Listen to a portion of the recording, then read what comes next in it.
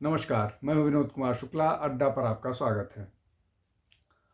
Bharatiya Janata party ने आज दिल्ली में अपने मुख्यमंत्री पद के दावेदार का नाम या मुख्यमंत्री पद को दिल्ली का कौन मुख्यमंत्री होगा उसके नाम की घोषणा कर दी। रेखा गुप्ता दिन में दोपहर को 12:30 बजे दिल्ली के मुख्यमंत्री पद की शपथ लेंगी।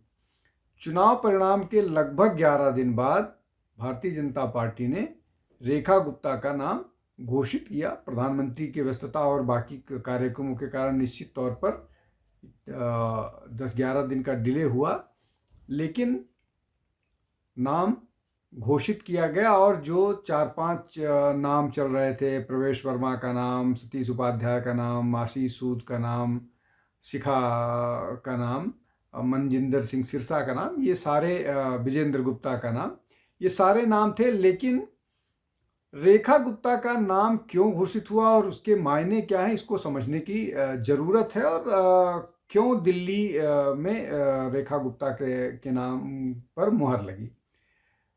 सबसे जो अहम बात है, इसको ये बोला जाएगा कि कास्ट का मसला है, कास्ट के कारण वो किया गया है, लेकिन कास्ट से महत्वपूर्ण ये है कि रेखा गुप्ता के रूप में भारतीय जनता पार्टी ने एक महिला मुख्यमंत्री का चयन किया है। भारतीय जनता पार्टी का अब तक पूरे देश में जहाँ जहाँ भी सरकारें हैं या जहाँ भी सहयोग की सरकारें हैं, एक भी महिला मुख्यमंत्री नहीं है। अब राजस्थान में महिला उप मुख्यमंत्री है, लेकिन और महिला मुख्यमंत्री नहीं है। तो महिलाओं को लुभाने के लिए या महिलाओं को अपने साथ जोड़ने के लिए, जिस तरह से महिला वोटर आजकल मुखर हो रहा है और पुरानी परंपरा को तोड़ करके बिना परिवार के दबाव में अपने आप वोट करता है, उस दृष्टि से महिला नेतृत्व का आगे आना, आगे करना एक भारतीय जनता पार्टी की योजना का हिस्सा था। और ये एक बड़ा फैक्टर है जिसके कारण रेखा गुप्ता को महिला मुख्यमंत्री के तौर पर आगे किया गया। दूसरा ये कि अभी बहुत सारे चुनाव होने हैं, बिहार का चुनाव होना है आगे, उसके अलावा और बहुत सारे चुनाव होने हैं। उन सब में जब प्रचारकों की सूची होगी, प्रचारकों की बात होगी, तो दिल्ली के मुख्यमंत्री के तौर पर महिला मुख्यमंत्री के जाने पर महिला मतदाताओं पर उसका प्रभाव होगा।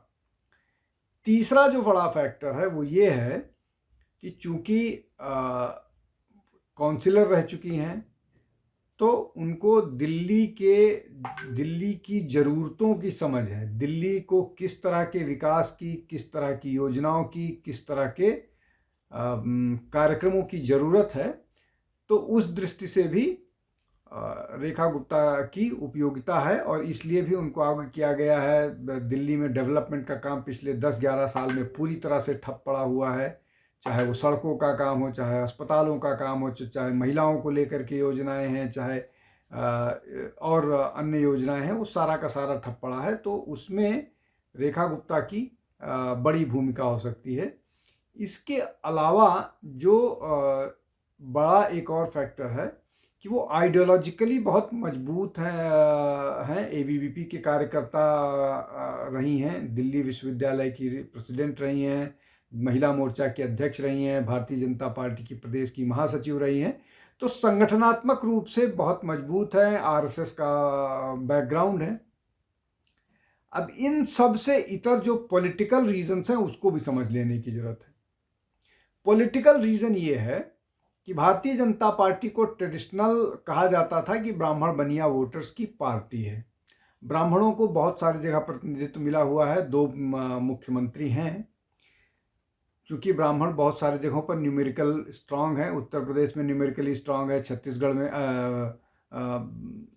उत्तराखंड में न्यूमेरिकली स्ट्रांग है, तो और बहुत सारे बिहार में भी ठीक ठाक रिप्रेजेंटेशन है, तो उनको प्रतिनिधित्व मिलता रहता है। लेकिन अक्रॉस द कंट्री जो बनिया या वैश्य पॉपुलेशन है वो उतना मजबूत नहीं है कि वो अपना एक प्रेशर ग्रुप बना पाए और उनको कोई प्रतिनिधित्व मिले। हालांकि दिल्ली में लगभग 8% के आसपास वैश्य कम्युनिटी के लोग हैं, तो बीजेपी के लिए एक बढ़िया बहाना था कि यहाँ पर वैश्य कम्युनिटी के 7-8% के रिप्रेजेंटेशन को देखते हुए उनको कोई बड़ा पद दिया जाए।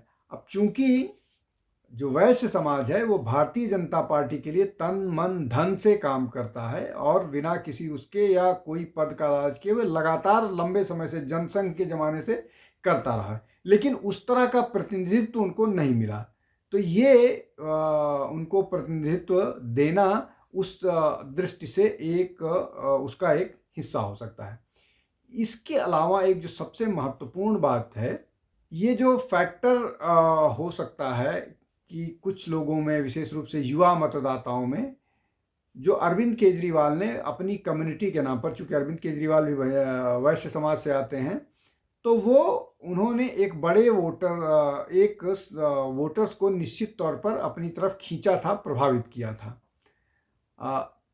वो फैक्टर पर रेखा गुप्ता के आने के बाद न केवल विराम लगेगा, बल्कि वो बड़ा मतदाता वापस भी आया है और जो बचा हुआ है वो भी आएगा। तो जो एक बनिया मतदाताओं में एक सेक्शन में कन्फ्यूज़न था, उस कन्फ्यूज़न को ख़त्म होगा।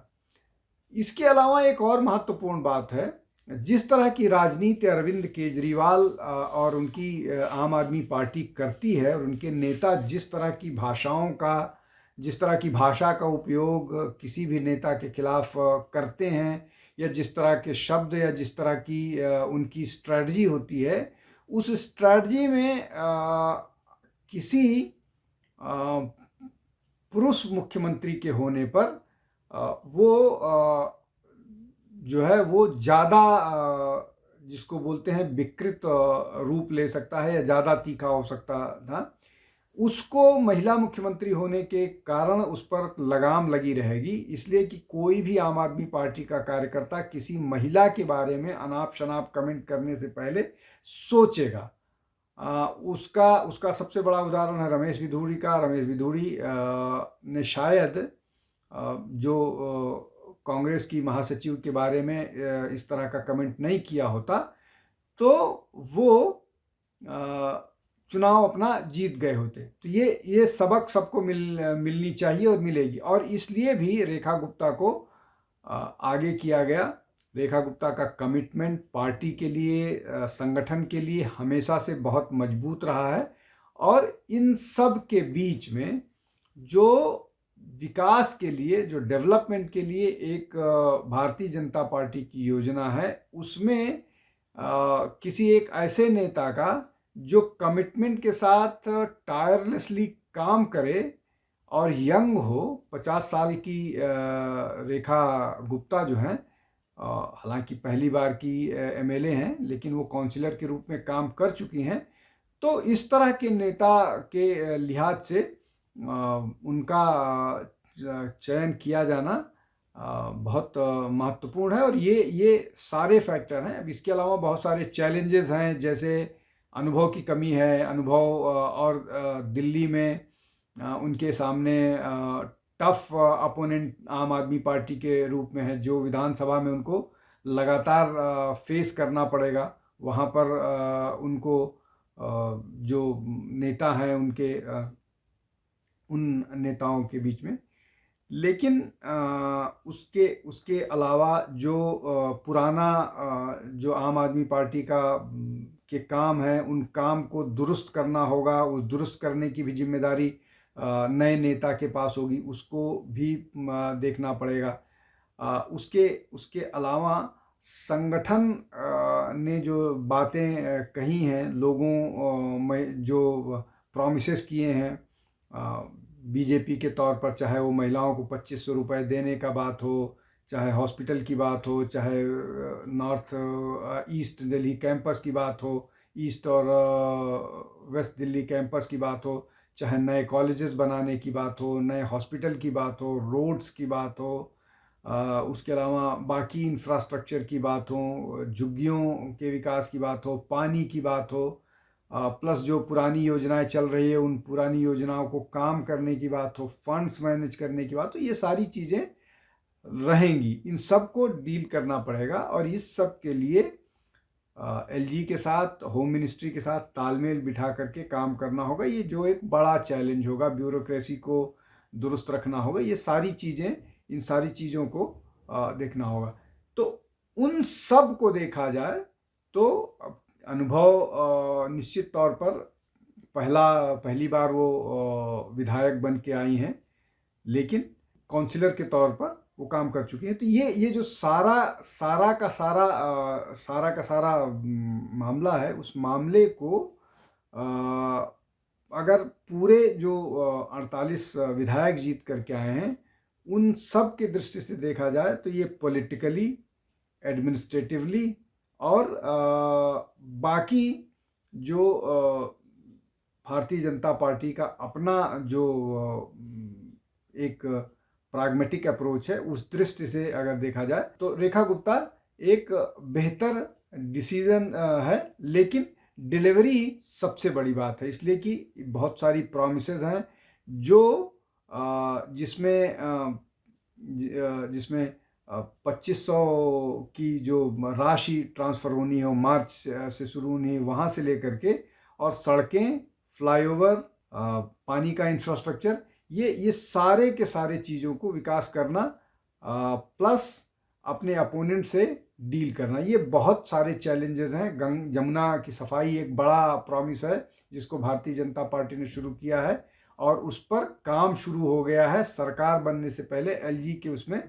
तो पुरानी स्थितियों में जब एलजी से लगातार कन्फ्रंटेशन होता था दिल्ली सरकार का, वो स्थिति तो नहीं आएगी, इसलिए कि अब यहाँ पर दिल्ली में एक डबल इंजन सरकार